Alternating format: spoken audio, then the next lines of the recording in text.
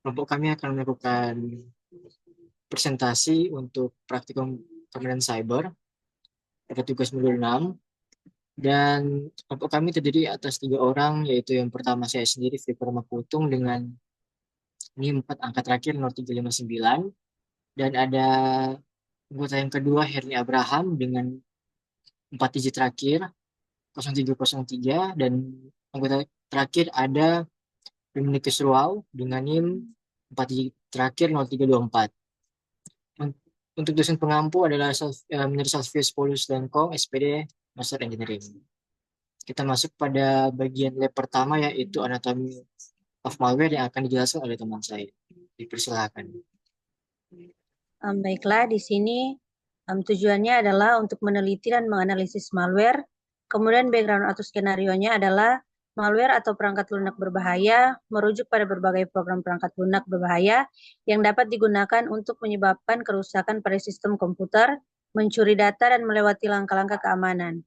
Malware juga dapat menyerang infrastruktur penting, menonaktifkan layanan darurat, menyebabkan jalur perakit membuat produk cacat, menonaktifkan generator listrik, dan mengganggu layanan transportasi. Pakar keamanan memperkirakan bahwa lebih dari 1 juta ancaman malware baru dirilis setiap hari. Laporan MCAV Labs menunjukkan hampir 500 juta ancaman malware yang diketahui pada tahun 2015. Nah, di sini pencatatannya, Anda dapat menggunakan peramban web di mesin virtual yang diinstal di lab sebelumnya untuk meneliti masalah terkait keamanan dengan menggunakan mesin virtual, dapat mencegah malware diinstal di komputer Anda. Nah, kemudian sumber daya yang diperlukan adalah PC atau perangkat seluler dengan akses internet, melakukan pencarian malware terbaru. Nah, pada bagian A ini, gunakan mesin pencari favorit Anda, lakukan pencarian malware terbaru selama pencarian, pilih 4 contoh malware masing-masing dari jenis malware yang berbeda, dan bersiaplah untuk membahas detail tentang apa yang dilakukan masing-masing, bagaimana masing-masing malware ditularkan, dan dampak yang ditimbulkan. Nah, contoh jenis malware meliputi Trojan, hoax, adware, malware, PUP, exploit, dan vulnerability. Nah, beberapa situs web yang disarankan untuk mencari malware tercantum di bawah ini. Kemudian pada bagian B, baca informasi tentang malware yang ditemukan dari pencarian Anda di langkah 1A. Pilih satu dan tulis ringkasan singkat yang menjelaskan apa yang dilakukan malware, bagaimana malware ditularkan, dan dampak yang ditimbulkan. Yang pertama, jenis malware, ransomware. Ransomware adalah jenis perangkat lunak berbahaya yang mengenkripsi file korban atau mengunci mereka dari sistem komputer untuk sampai terusan dibayarkan kepada penyerang. Biasanya menyebar melalui berbagai cara, termasuk lampiran email berbahaya, situs web yang terinfeksi, dan perangkat lunak yang disusupi. Kemudian penyebaran. Ransomware seringkali didistribusikan melalui email phishing, di mana korban tertipu untuk membuka lampiran atau mengklik tautan yang berisi malware. Ransomware juga dapat menyebar melalui unduhan berbahaya, kerentanan perangkat lunak, atau melalui kit eksploitasi. Kemudian dampak. Setelah perangkat terinfeksi ransomware mengenkripsi file pengguna sehingga tidak dapat diakses. Korban disajikan dengan catatan tetebusan yang menentukan pembayaran, biasanya dalam mata uang kripto. Dengan imbalan kunci deskripsi, jika tebusan tidak dibayarkan, korban dapat secara permanen kehilangan akses ke file mereka. Serangan ransomware dapat menimbulkan konsekuensi yang parah bagi individu, bisnis, dan bahkan infrastruktur penting yang menyebabkan kerugian finansial, pelanggaran data, dan gangguan yang signifikan pada operasi. 2. Jenis malware Trojan.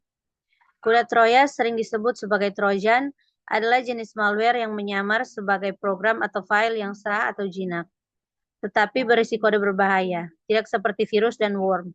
Trojan tidak mereplikasi diri sendiri, tetapi bergantung pada menipu pengguna untuk menjalankannya. Nah, penyebaran Trojan biasanya menyebar melalui teknik rekayasa sosial. Mereka mungkin tersembunyi dalam unduhan yang tampak tidak berbahaya, lampiran email, atau paket perangkat lunak. Penyerang menggunakan berbagai metode untuk memikat korban agar mau mengeksekusi Trojan, seperti menjanjikan perangkat lunak gratis, pembaruan perangkat lunak palsu, atau menyamar sebagai sumber terpercaya. Dampak setelah Trojan dieksekusi pada sistem korban, Trojan dapat melakukan berbagai aktivitas berbahaya, tergantung pada tujuan spesifiknya.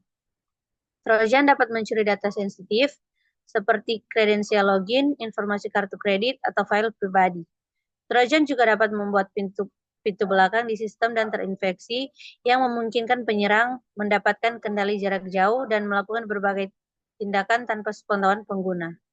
Trojan dapat digunakan sebagai saran untuk mengirimkan jenis malware lain, termasuk ransomware atau spyware, yang selanjutnya membahayakan keamanan korban. Selanjutnya akan dijelaskan oleh teman saya. Oke, lalu yang ketiga ada jenis malware, yaitu adware. Nah, adware kependekan dari perangkat lunak yang didukung iklan adalah jenis malware yang menampilkan iklan yang mengganggu dan tidak diinginkan pada perangkat pengguna. Meskipun tidak berbahaya, seperti beberapa jenis malware lainnya, adware bisa sangat mengganggu dan mengganggu. Nah, penyebaran dari adware seringkali dibundel dengan aplikasi freeware atau shareware. Pengguna mungkin secara tidak sadar menginstal adware ketika mengunduh dan menginstal perangkat lunak yang sah. Itu juga dapat didistribusikan melalui iklan berbahaya atau pop-up yang menipu situs web. Lalu dampak utama dari adware adalah tampilan konstan iklan yang tidak diinginkan yang dapat memperlambat komputer, menghabiskan bandwidth, dan mengganggu pengalaman penelusuran pengguna. Beberapa adware juga dapat melacak perilaku online pengguna untuk menayangkan iklan yang ditargetkan atau mengumpulkan informasi pribadi. Adware biasanya lebih merupakan gangguan daripada ancaman serius, tetapi masih dapat membahayakan privasi pengguna dan kinerja sistem. Lalu yang keempat ada jenis malware exploit kit.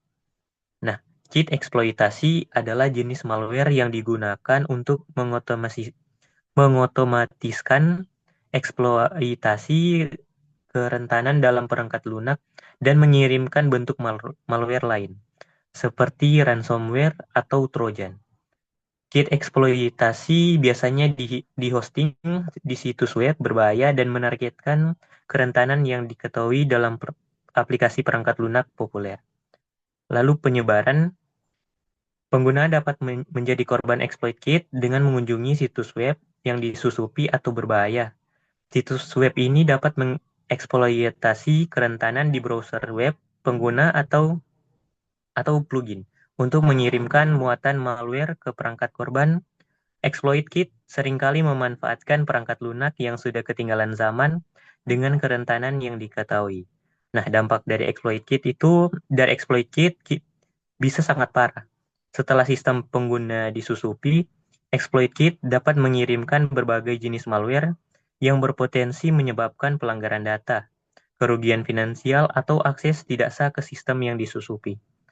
Kit eksploitasi merupakan masalah yang signifikan dalam ranah serangan cyber dan sering digunakan oleh penjahat cyber untuk mendistribusikan muatan malware yang lebih merusak. Oke, lab berikutnya dilanjutkan oleh teman saya.